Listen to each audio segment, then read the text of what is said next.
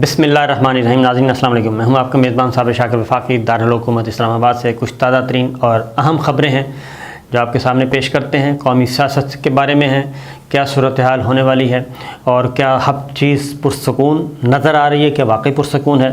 तो मेरा ख़्याल है कि कोई चीज़ भी पुरसकून नहीं है और अभी तक सियासत में हलचल भौंचाल आया हुआ है। आज वज़ीर आज़म साबिक़ इमरान ख़ान उन्होंने कराची में जलसा आम से ख़िताब करना है और ये उनका तारीख़ी ख़िताब होगा।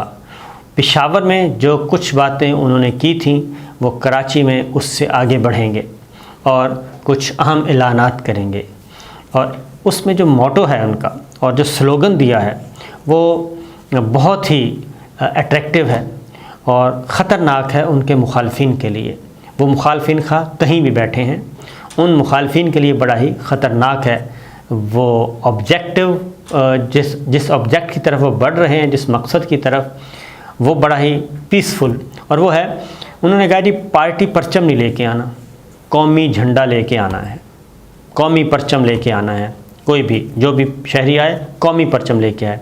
तो वो इस तहरीक को, ये जो इम्पोर्टेड हुकूमत के ख़िलाफ़ वो चला रहे हैं, इस तहरीक को अब वो कौमी तहरीक बना रहे हैं। और मज़े की बात यह है कि जिनकी तरफ वो मुतवज्जे हैं, यानी हमारी मिलिट्री इस्टेब्लिशमेंट, जिनके वो बहुत मजबूत इत्तेहादी थे और अभी भी हैं, वो उन्हीं के जो बनाए हुए नग़मे हैं अफ़वाज पाकिस्तान के, उन्हीं नग़मों को वो अपना बना रहे हैं। अपने जलसे में उन्हीं को वो रौनक बख्श रहे हैं। वही तराने गूंज रहे हैं, कौमी तराने गूंज रहे हैं, कौमी नगमे गूंज रहे हैं, जंगी नगमे गूंज रहे हैं, वो सब के सब। और उसकी वजह ये है कि उनको हर इदारे में, हर इदारे का जो लेमैन और मिडिल क्लास और लोअर मिडिल क्लास, वो जो है वो उनको वो अपील कर रहे हैं इमरान ख़ान साहब उनको, और उनकी तरफ वो देख रहे हैं। तो वो बड़े अच्छे तरीके से खान साहब खेल रहे हैं। इसके बावजूद कि गिरफ़्तारियाँ हो रही हैं और तनकीदी ट्वीट्स करने पे उनको गिरफ़्तार किया जा रहा है, उनके सोशल मीडिया लोगों को हरासा किया जा रहा है। इस्लामाबाद हाई कोर्ट ने सख्ती से मना कर दिया है और धमकियाँ शमकियाँ भी आ रही हैं, लेकिन जो सोशल मीडिया पे लोग हैं वो बदस्तूर एक्टिव हैं। और ये बात ज़हन में रखिए कि जो टॉप ट्रेंड ट्वीट है वो अभी भी 8वें दिन में दाखिल हो चुका है, इम्पोर्टेड हुकूमत नामंजूर, और ये आगे से आगे दौड़ रहा है। और इसमें मज़ीद डेली 2-3 मिलियन लोग जो हैं, डेली 2-3 मिलियन उसमें ऐड हो रहे हैं। तो इससे आप अंदाज़ा कर सकते हैं। तो बहरहाल एक चीज़ और इसका इंतज़ार करना चाहिए, ये भी जलसा जो है कल से, जलसा आज है, आज शाम को है, लेकिन कल से लोग वहाँ पे आ रहे हैं, जा रहे हैं और कराची में एक क्या कहना चाहिए, कौमी मेले का समा हो गया है। तो मेरा ख़्याल है कि जिन लोगों ने उनको निकाला है और जो एक साजिश हुई है, बैनुल अक़वामी बैरूनी साजिश, बैरूनी मुदाखलत, बैरूनी एजेंडा, उसको यहाँ पे बकौल इमरान ख़ान के मीर जाफ़र और मीर सादिक जो हैं वो मौजूद थे और उनको एग्जीक्यूट करवाया। तो उस पर ज़रा ध्यान दीजिएगा जी। आज का भी देखिएगा कि वो क्या करते हैं। आगे बढ़ते हैं। कुछ हमारे जो व्यूअर्स हैं, नाजरीन हैं, वो 2-3 बातें पूछ रहे हैं हमसे। नंबर 1 ये कि एक तो फ़ॉरेन फंडिंग के केस के बारे में पूछ रहे हैं और दूसरा पूछ रहे हैं ये जो तहाइफ़ तोशाखाना के मामलात क्या हैं। पहले मेरा ख़्याल है तोशाखाना वाली बात आपको बता दूं। तोशाखाना कहते किसे हैं? वो तोशाखाना कहते हैं जी कि जब सरबराहान मुमलिकत या सरकारी वफूद बैरून मुल्क जाते हैं ऑफिशियल विज़िट्स पे, या कोई बैरून मुल्क से आते हैं जो वफूद हैं और सरबराहान हैं पाकिस्तान में, तो वो तहाइफ़ देते हैं। और बिलअमूम ये तहाइफ़ देते होते हैं, पहला विज़िट हो तब भी दिया जाता है और अदरवाइज़ भी ये एक ट्रेंड है। अब ये थोड़ा सा कम हुआ हुआ है, लेकिन पहले बहुत था। और पहले तो ये था कि जितने भी वफ़द में लोग होते थे उन सबको, फॉर एग्ज़ाम्पल सऊदी अरब है, यूएई है, ख़ास तौर पे मिडल ईस्ट और अरब कंट्रीज़ जो हैं वहाँ पे काफ़ी कीमती तहाइफ़ हैं वो दिए जाते थे। और मेरे father in law Mustafa Sadiq साहब मरहूम, उनके किंग फैसल से बहुत अच्छे मरासम थे, और एक दफ़ा वो और ज़ियाउल हक साहब से भी अच्छे मरासम थे, और फेडरल मिनिस्टर भी हो रहे हैं। तो एक दफ़ा वो गए थे तो उनको किंग फैसल उस वक्त थे सऊदी अरब के, तो उन्होंने फैसल वॉच दी थी, तो वो मेरे फादर इन लॉ को भी मिली, तो मेरे पास महफूज है। तो उसका ये तरीका होता है कि जब ये वापस आते हैं तो ये होते हैं जी सरकारी ख़जाने में जाते हैं, तोशा खाना उसे कहते हैं, वहाँ पे ये जमा करवाए जाते हैं, और वहाँ पे फिर 20%, 25%, 30% ये कीमत, अगर कोई चीज़ 1 लाख रुपए की है तो उसकी कीमत मुख्तस कर दी जाती है 30,000, कि आप 30,000 जमा करवाएं और वो वहाँ से ले लें, ताकि गवर्नमेंट को भी फ़ायदा और जो वफ़द में साथ गए थे उनका गिफ्ट है तो उनको भी। तो ये है एक सिलसिला ये चला रहा है, और इसमें माजी में भी तोशाखाना से चीज़ें जो हैं। अब इसमें ये होता है कि जो तो शरीफाना तरीका है, कानूनी और आइनी तरीका है, वो तो यही है कि आप पैसे जमा करवाएं और अपना गिफ्ट ले लें। दूसरा तरीका ये होता है कि फ़ॉर एग्ज़ाम्पल एक समिट होनी थी इस्लामाबाद में, तो वहाँ पे जो आई चीज़ें तहाइफ और गाड़ियाँ आई थी उस समिट के लिए, लेकिन वो गाड़ियाँ जो हैं वो साबिका हुक्मरानों ने अपने ज़ेर इस्तेमाल कर ली थी, और उसके बाद जब पता चला कि वो गाड़ियाँ किधर हैं तो पता चला जी वो तो ज़ेर इस्तेमाल हैं, तो उनका कोई पुरसाने हाल, कोई वाली वारस नहीं था। तो इमरान खान साहब, क्योंकि ये केस इस्लामाबाद हाई कोर्ट में भी पेंडिंग पड़ा है, और इसमें इमरान खान साहब को बतौर वज़ीर आज़म उसी वक्त अगर किसी शहरी ने पूछा था तो बता देना चाहिए था कि क्या डिटेल्स हैं, क्या गिफ्ट मिले और उन्होंने कितने में परचेज़ किए। सिंपल सी बात थी। ये गैर आइनी और गैर कानूनी काम नहीं है, पहली बात तो ये ज़हन में रखिएगा, ना गैर कानूनी है ना गैर आइनी है, कानून इसकी इजाज़त देता है। उसके बाद वो शहरी इस्लामाबाद हाई कोर्ट में चले गए कि जी हमें मालूमात फराहम नहीं कर रहे कैबिनेट डिवीज़न, और मुझे नहीं बता रहे कि कितने गिफ्ट हैं कितने नहीं मिले। तो ये घेरने की कोशिश की गई थी। अगर उस वक्त इमरान खान साहब प्राइम मिनिस्टर होते हुए कैबिनेट डिवीज़न को कह देते कि आप ये इंफॉर्मेशन पास ऑन कर दें तो ये मामला ख़त्म हो जाता, लेकिन वो इस्लामाबाद हाई कोर्ट में कहा। अब हुआ ये है कि अब उसकी डिटेल्स शहबाज शरीफ साहब वज़ीर आज़म बने, उन्होंने अपने बुलाया एंकर्स को, सहाफ़ियों को, काफ़ी ज़्यादा लोगों को, उनको फिर ये बात बताई। उन्होंने कहा जी कि इमरान खान साहब को तहाइफ़ मिले थे, और कीमती तहाइफ़ में डायमंड ज्वेलरी है, ब्रेसलेट है, घड़ियां हैं और कफलिंग्स हैं। तो ये सारी चीज़ें उन्हें मिली थी, और वो उन्होंने तोशा खाना से लेके और मार्केट में, ओपन मार्केट में बेची हैं, और उनकी मालियत बताई गई है 14 करोड़ रुपए। तो ये चीज़ें वहाँ पे डिस्कस हुई। तो इसका डिटेल ये है, इसके अलावा ज़्यादा डिटेल मौजूद नहीं है। ये बात ज़हन में रखिए कि अगर आप आला तरीन क्या कहते हैं अखलाकी मयार पे जाते हैं, मॉरलिटीज़ पे जाते हैं, तो आप इग्नोर भी कर सकते हैं। तो मेरा अपना ख्याल है कि खान साहब को नहीं लेनी चाहिए थी, और क्योंकि उन्होंने एक सेट किया हुआ था रोल मॉडल, तो अगर उन्होंने ली हैं तो आइन की और कानून की कोई गैर आइनी और गैर कानूनी काम नहीं है। उनको एक गिफ्ट मिला, गवर्नमेंट ने उसका एक कीमत मुकर्रर की, वो उन्होंने ले दी, और उसके बाद सेल करके उन्होंने अपना पैसा इस्तेमाल कर लिया।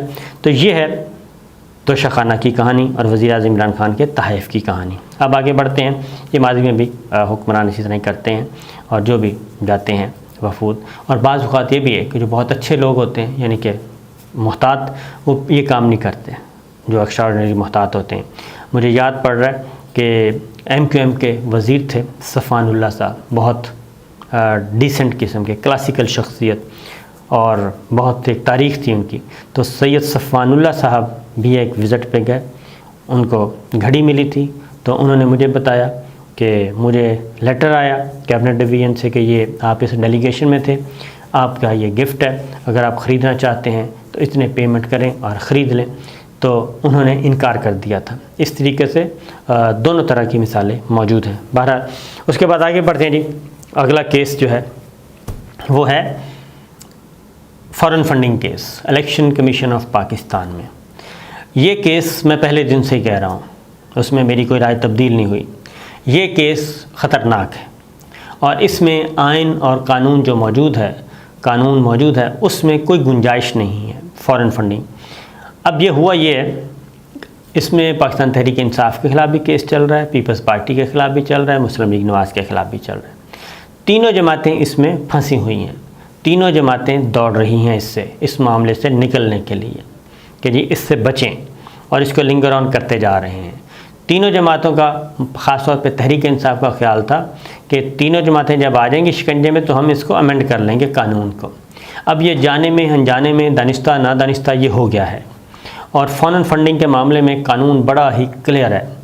फॉर एग्ज़ाम्पल मिसाल दे रहा हूँ, कत्ल हो जाता है, कत्ल में अदालत के पास गुंजाइश होती है कि वो सज़ाए मौत देनी है, 25 साल देनी है, 14 साल देनी है, 15 साल देनी है, शक का फ़ायदा।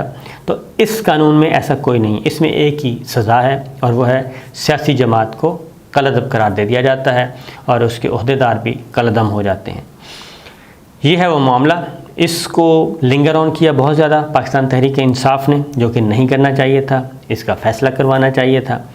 अब ये काम पीपल्स पार्टी के साथ भी हो चुका। अब इसमें अगर election commission of Pakistan PTI के ख़िलाफ़ फ़ैसला दे देता है तो उसके ख़िलाफ़ राइट ऑफ अपील होगा पीटीआई के पास, और सुप्रीम कोर्ट से जब तक फाइनल नहीं आ जाता वर्डिक्ट, इलेक्शन कमीशन के दो तरीके हैं। इलेक्शन कमीशन डिस्क्वालीफाई करे, पाबंदी लगाए, पाबंदी लगा के भेज दे फेडरल गवर्नमेंट को, तो फेडरल गवर्नमेंट बाकायदा तौर पे ये सुप्रीम कोर्ट को भेज देती है रेफरेंस के तौर पे कि ये जमात है, इसको आप डिस्क्वालीफाई बैन कर दें, पाबंदी लगा दें।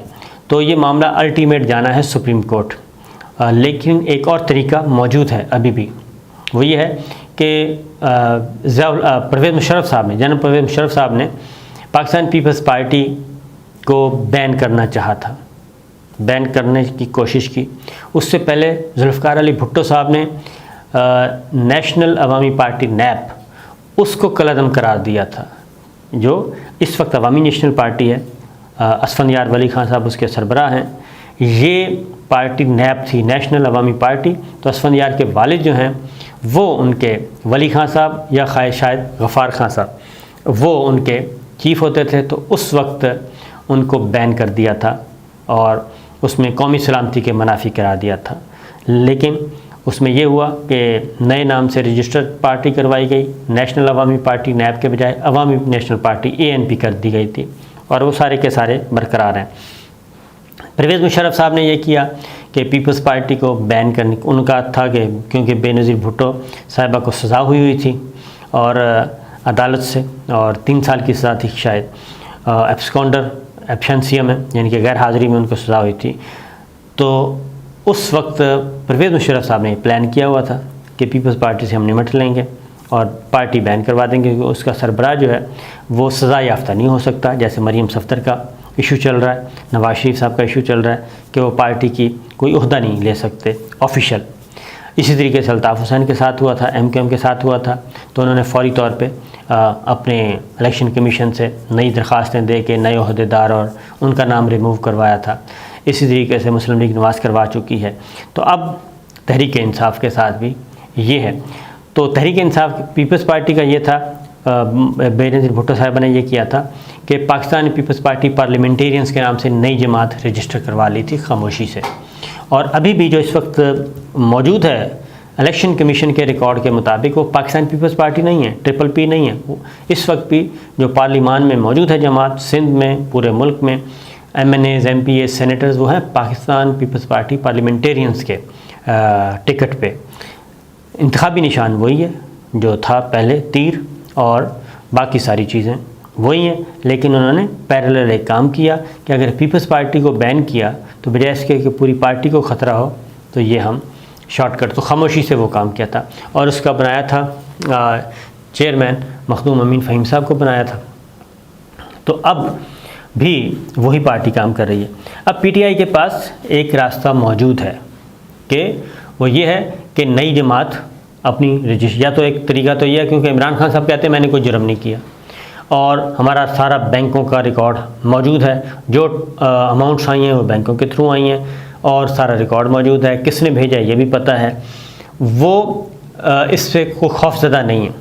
लेकिन अगर जिस तरीके से ये तहरीक अदम एतमाद में उनके साथ हाथ हुआ है और वो मेमो को बैकग्राउंड में रखें, तो इमरान खान साहब को आउट करने के लिए पॉलिटिक्स से या एक दफ़ा इलेक्शन से आउट करने के लिए ये बड़ा ही ख़तरनाक हथियार हो सकता है। तो खान साहब के पास एक रास्ता है कि वो नई जमात रजिस्टर करवाएं। तहरीक इंसाफ पाकिस्तान तहरीक इंसाफ है, PTI तहरीक इंसाफ पाकिस्तान के नाम से करवा सकते हैं आगे पीछे करके। तो ये नई जमात करवा सकते हैं रजिस्टर्ड, उसके तहत वो इलेक्शन लड़ सकते हैं, पॉलिटिक्स में आ सकते हैं। पिछली जमात को वो ख़त्म कर दें, ये हो सकता है। अब ज़ाहिर है फैसला उन्होंने करना है, तो कानून ये कहता है। अब इसीलिए हाई कोर्ट ने ये कह दिया कि जी हम डेली बेसिस पे इलेक्शन कमीशन करे कार्रवाई और 30 दिन के अंदर अंदर फैसला सुनाए। तो अगले 30 दिनों में इमरान खान साहब किस तरीके से हैंडल करते हैं, इमरान खान साहब को कंट्रोल करने के लिए और भी बहुत सारे तरीके अख्तियार किए जा रहे हैं। तो ये हैं सारी ख़बरें। इजाज़त दीजिए, अल्लाह हाफ़िज़।